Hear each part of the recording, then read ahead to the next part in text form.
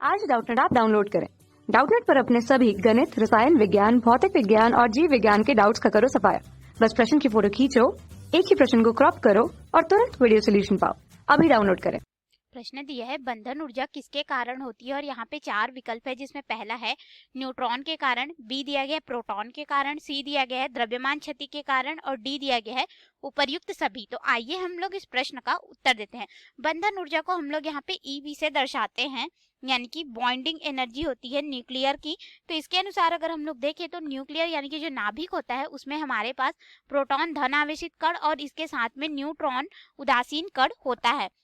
तो यहाँ पे जब प्रोटॉन और न्यूट्रॉन जो होते हैं, जिसे हम लोग न्यूक्लियॉन कहते हैं, परस्पर मिलकर के नाभिक की संरचना करते हैं और जो नाभिक का हमारे पास वास्तविक द्रव्यमान आएगा इसे हम लोग कैपिटल एम से दर्शा देते हैं। ठीक है, यह हमारे पास क्या हो जाएगा, नाभिक का वास्तविक द्रव्यमान होगा, वास्तविक द्रव्यमान यानी कि उसका एक्चुअल द्रव्यमान होगा। ठीक है, और हमारे पास यहाँ पे जो नाभिक का द्रव्यमान होता है जिसे हम लोग ए से यानी कि जो द्रव्यमान संख्या होती है उसे हम लोग ए से दर्शाते हैं, जो कि हमारे पास यहाँ पे बराबर हो जाता है प्रोटॉन और न्यूट्रॉन के योग के बराबर। यानी कि अगर हम लोग यहाँ पे देखें तो जो नाभिक का द्रव्यमान है कैपिटल एम, वह द्रव्यमान संख्या ए से कम होता है। यानी कि हमारे पास m का जो मान है वह a से कम होगा। क्यों? क्योंकि न्यूक्लियॉनों के द्वारा संयुक्त होकर नाभिक बनाने में, यानी कि प्रोटॉन और न्यूट्रॉन आपस में संयुक्त होकर के जब नाभिक बनाते हैं तो यहाँ पे कुछ द्रव्यमान क्षति होती है, जिसे हम लोग यहाँ पे डेल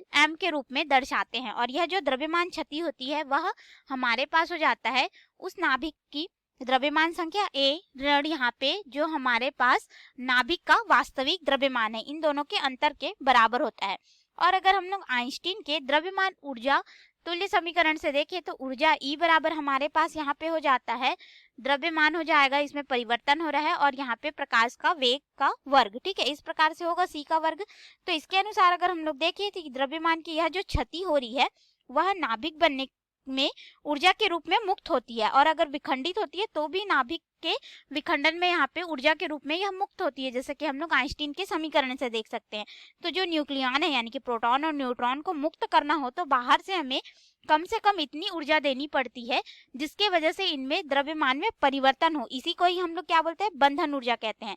यानी कि किसी नाभिक की जो बंधन ऊर्जा होती है उस ऊर्जा के तुल्य होती है, जो कि उस नाभिक को न्यूक्लियॉनों के परस्पर संयुक्त होकर नाभिक बनाने पर मुक्त होती है, यानी कि जब एक दूसरे से मिलते हैं तब।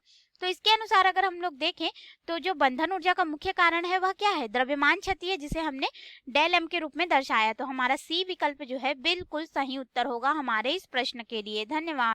कक्षा 6 से 12वीं से लेकर नीट, IIT, JEE वो एडवांस के लेवल तक 1 करोड़ से ज्यादा छात्रों का भरोसा। आज ही डाउनलोड करें डाउटनेट ऐप या व्हाट्सएप करें अपने सारे डाउट्स 8400 400 400 पर।